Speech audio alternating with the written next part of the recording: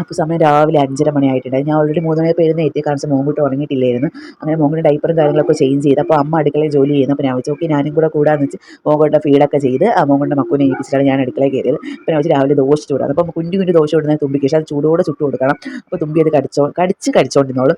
അപ്പം കുഞ്ഞു കുഞ്ഞു ദോശ ഇടുമ്പോൾ അതിനകത്ത് നെയ്യൊക്കെ വീത്തി ചുടുന്നതാണ് നമുക്ക് ഏറ്റവും കൂടുതൽ ഇഷ്ടം. അപ്പോൾ അങ്ങനെ ചുട്ടുകൊണ്ടിരിക്കണം. അപ്പോൾ എൻ്റെ ഇടയ്ക്ക് മക്കു വന്നിട്ടുണ്ടായിരുന്നു. അങ്ങനെ മക്കുവിൻ്റെ കൂടെ ഓരോ വർത്തമാനമൊക്കെ പറഞ്ഞുകൊണ്ടിരിക്കുവായിരുന്നു. വർത്തമാനമൊക്കെ പറഞ്ഞിരുന്നപ്പോൾ പെട്ടെന്നാണ് മോങ്കുട്ടി എഴുന്നേറ്റത്. അത് ഒരു വിളിയാണ് വിളിച്ചത്. അവൻ എണ്ണിക്കുമ്പോൾ അവൻ്റെ അടുത്ത് ആരും കണ്ടെങ്കിൽ അവൻ പെട്ടെന്ന് ശ്വാസം പിടിച്ചൊരു കരച്ചിലും കരുതുന്നത്. പിന്നെ മക്കുവിൻ്റെ കയ്യിൽ ഹാൻഡിൽ ചെയ്യാൻ പറ്റാതെ വന്ന് പിന്നെ ഒരു ഗ്ലാസ് മക്കു എൻ്റെ കയ്യിൽ തന്നെ കൊണ്ടുവേണ്ടി വന്ന് ഒരു ഗ്ലാസിൻ്റെ മോങ്കുട്ടിനെ എടുത്തുകൊണ്ട് പിന്നെ അങ്ങോട്ടും ഇങ്ങോട്ട് തേരാപ്പര നടത്തേക്കായി. പിന്നെ മോങ്കുട്ടിനെ ഫീഡൊക്കെ ചെയ്ത് മോങ്കുട്ടിനെ കുളിപ്പിച്ച് മോങ്കുട്ടിനെ സെറ്റാക്കി ഉറക്കിയതിന് ശേഷമാണ് ഞാൻ പിന്നെ തുണി കഴിയുന്ന പ്രക്രിയയിലോട്ട് കടന്നത്. പിന്നെ അതൊക്കെ ബാക്കി പരിപാടിയൊക്കെ അതിലേക്ക് വീഡിയോസും കാര്യങ്ങളൊക്കെ ഒന്നും എടുക്കാൻ പറ്റില്ല. ഞാൻ ബാക്കി പരിപാടി കാര്യങ്ങളാണ് വൈകിട്ട് അമ്പലത്തിൽ പോകുന്നതാണ് കാണുന്നത്. മോങ്കുട്ടിനെ അമ്പലത്തിൽ കയറ്റാറായിട്ടില്ല തുമ്പിക്ക്.